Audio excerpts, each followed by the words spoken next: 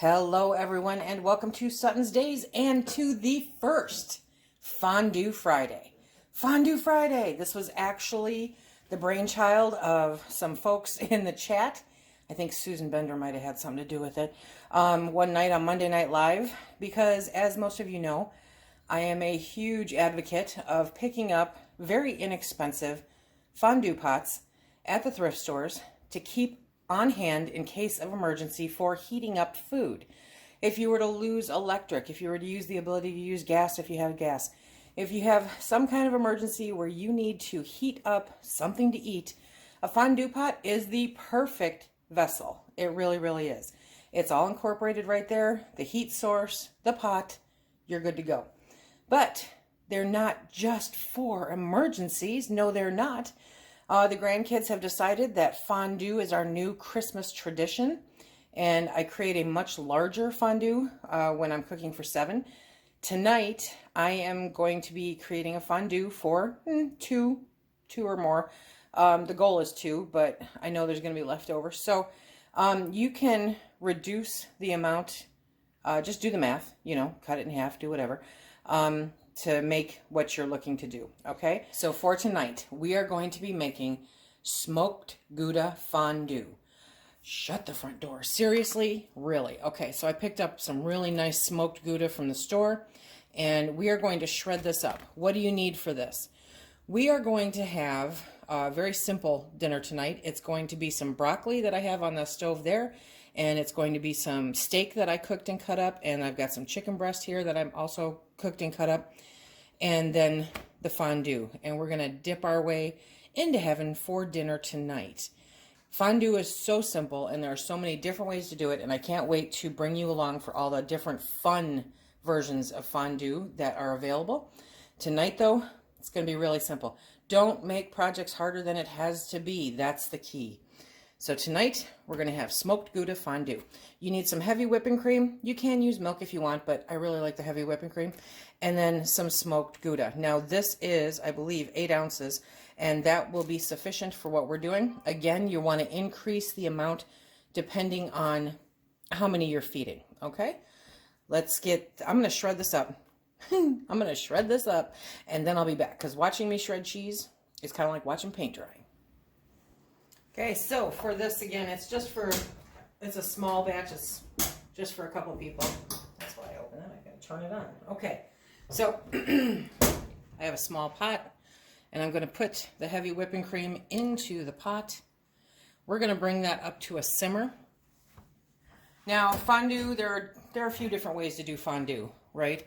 One that a lot of people have mentioned that they've heard of is it's actually raw meats and vegetables, and then a pot of oil over a flame, and you cook it in the oil. I did not grow up with that, but I grew up with cheese fondue, and I grew up with chocolate fondue. They were a tradition in our house growing up after Christmas or after Thanksgiving. That was a great way to use up, any leftovers, and it was fun. So we always did that.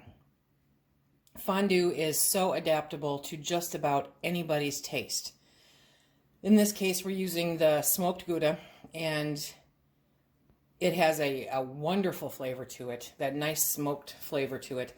It's a semi-soft cheese, which makes it really nice to shred up. You do want to shred up the cheese and not just put it in there in slices or whatever, because it will make it much easier to actually melt, and it will melt down much better, no clumps, that kind of thing. You're also going to need a whisk. Now, my secret ingredient when it comes to fondue is if it ends up that I think that I need to thicken it a little bit more, I will put cream cheese in there. Cream cheese is a great thickener. It does not take away from the taste at all. It only accentuates it a little bit more because it's of the salt content. It is absolutely a fantastic way to thicken up your fondue if you're having trouble getting it thickened up. Okay, so we've got that. It's going to come up to a simmer, and we'll add the cheese. Another favorite with fondue is bread. Some nice crusty bread is fantastic with fondue. Cut it up into chunks and go at it. Oh, it's just so good. I mean, cheesy bread. How can you go wrong, right? I will admit that when I'm making the larger version with the family, I get my immersion blender out kind of speeds up the process. But I'm taking it for the team tonight, you guys. I am. I'm using my whisk, my hand whisk, and we're just going to melt down this cheese and get it to a really nice consistency. You don't want to add too much. You really want to melt down a portion at a time. Figure like a quarter cup at a time, and that helps prevent any clumping or sticking or any of that fun stuff. And because it's a semi-soft cheese, it will melt down relatively fast, and it will create an amazing aroma in your house. Okay. You just want to make sure that you keep stirring it, because scorched cheese on the bottom of a pot is no fun. So like I said, you can use bread, any vegetables, raw vegetables. We're choosing to cook the broccoli tonight because I didn't want to stop at the store and pick up raw broccoli. Truth be told, so I grabbed some broccoli that I had in the freezer, and I'm just heating that up, and it will be just right for fondue. But any raw vegetable that you can spear is fantastic. Now, you want to know what the most heavenly decadent treat is for Gouda cheese fondue, smoked Gouda fondue? Oven bake some bacon. Yeah, I said it. I went there. Oven bake some bacon so that it's nice and crisp and lays flat. Okay, whoops. And you want to let it dry off.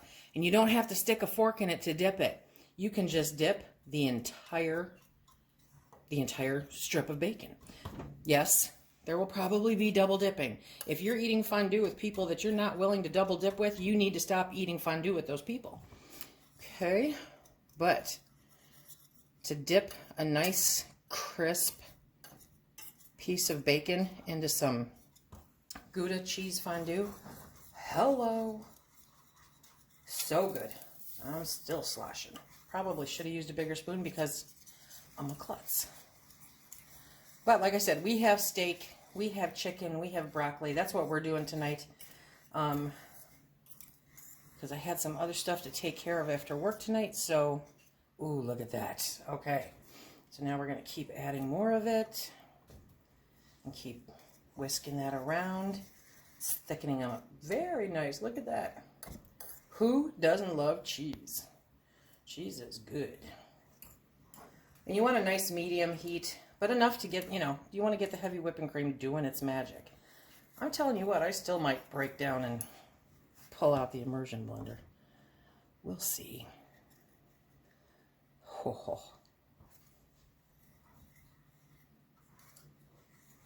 Of course, that'd probably even make more of a mess. Knowing me. Okay. Now we're going to work on the last of it. Remember, this is about 8 ounces. Now, if you would rather not add cream cheese, you can always add more of the Gouda. But I only picked up the one brick of Gouda. Oh, look at that. This is gonna be heavenly. Okay, so we're gonna keep stirring this around. Get it nice and incorporated. And then we're gonna move over to the table. Oh, yes. Okay. You can't go wrong with cheese. Ooh, I forgot. Okay, so with this, I like to add just a pinch of pepper. Just really adds to the flavor. Okay, there we go. Okay, we are going to get this moved over to the fondue pot. Now, if you think, okay, you're probably looking at this going, Lisa, I don't know if that's thick enough. When you put it in the fondue pot and you have the little flame underneath it, it will continue to cook more and it will tend to cool off a little bit more too. And so those two things combined help thicken the sauce. Because again, you don't want to scorch it. That ruins the flavor completely. Oh yeah, this is our handy dandy little fondue pot. I mentioned in Monday Night Live that I went and purchased a fondue pot.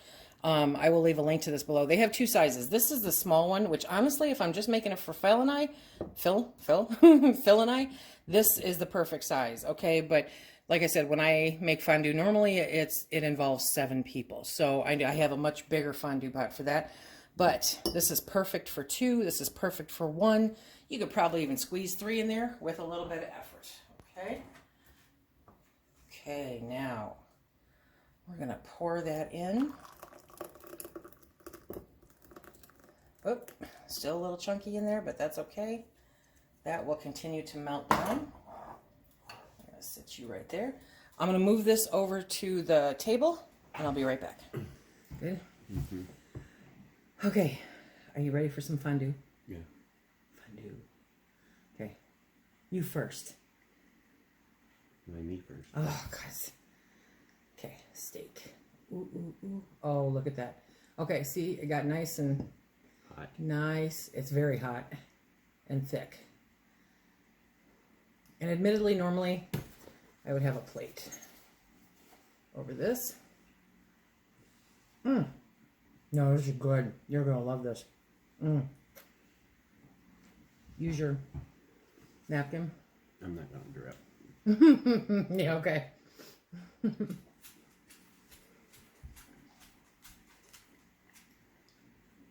Good? Mm-hmm. You like Gouda? I like Gouda. Okay. It could be a little thicker.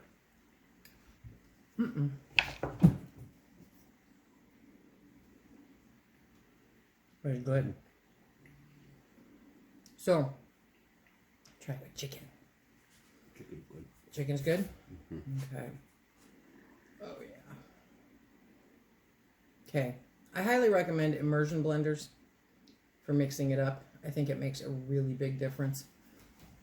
I don't want to set my napkin on fire. And you're going to make a mess. Good? Very good. You're going to make a mess. So count on it. That's why we've got the butcher block sitting here. So we don't torch the table, you know. But some nice crusty bread, some vegetables. I know. But vegetables. No, the vegetables are good, yeah. And I mean, for the 2 of us, this is more than enough food. We won't finish this. We won't come close to finishing this. So it'll be some nice leftovers. You like Fondue Friday? Okay. So, what? Okay. So this is our first Fondue Friday. Gouda Fondue with some steak, some chicken, some broccoli.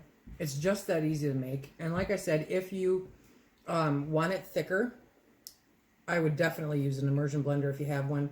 It just takes the hassle out of getting it done.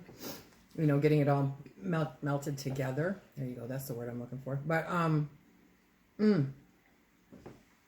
crazy good. And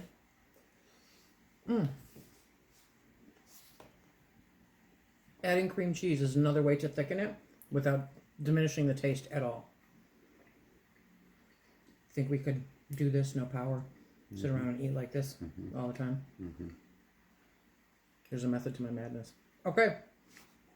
This is our first Fondue Friday. I hope that you enjoyed it. Remember, if you like what we do here, please hit that like, subscribe, and share. Check us out on Instagram and Facebook. And until the next time, be safe. I'm not dripping.